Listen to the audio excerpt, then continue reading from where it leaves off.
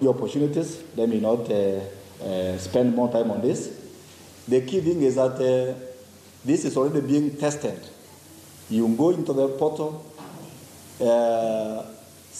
type the sector you are looking for or the county you are interested in. You can get all the investment opportunities in that sector or in that county.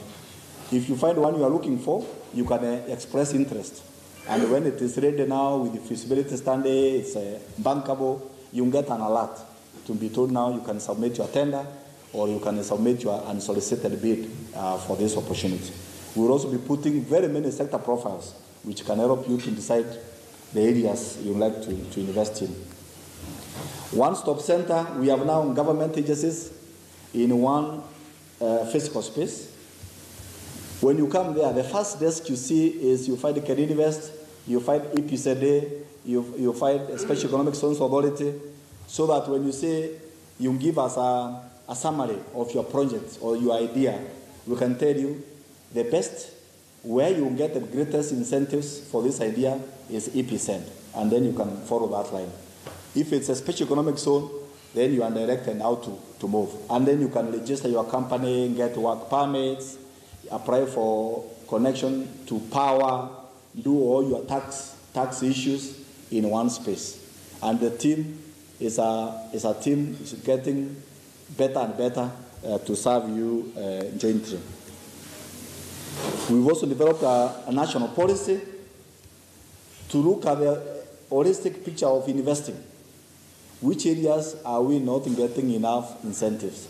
Which areas are we getting various challenges and dealing with them? So this policy is also a way of improving business environment. Dispute resolution, like you know, invaluable anywhere, even in, I think there's no country where business people don't get into dispute now and then. The critical thing a country can do or a government can do is to put in a mechanism to help dispute resolution. So we are a member of the International Center for Settlement of Investment Disputes. That gives you, and this system is working. Actually, Kenya has one case there in the mining sector. So the instruments are working. It's not just for show. We have also signed up MIGA, from the World Bank Group. We have an African Trade Insurance Agency which can give you can take out a policy. If your risk appetite is very low, you can just take that policy for commercial and non-commercial risk. And we are also signing a lot of what we call IPPAs, Investment Promotion and Protection Agreements, with various countries, again to give investors comfort. Courts themselves, the court is now reaching out to people and regularly listening to court users so that they can tell them what are the delays and other challenges, the uncertainty, the suspected corruption or something, so that the court listens to the court users' views and then can reform and continue improving, service provision. This, I think, is one of my last strengths, is the institutions that are there to support you in the leather sector. So we are there ourselves as CredInvest. We have Kenya Leather Development Council. We have the Export Processing Zones Authority. Fanuel is here, the CEO. We have a Special Economic Zones Authority. CEO will be joining us later on, I'm sure. All these agencies are there, plus what you heard from industry associations. So with that combination, you have people taking care of you from your sector, from the industry, and from the government.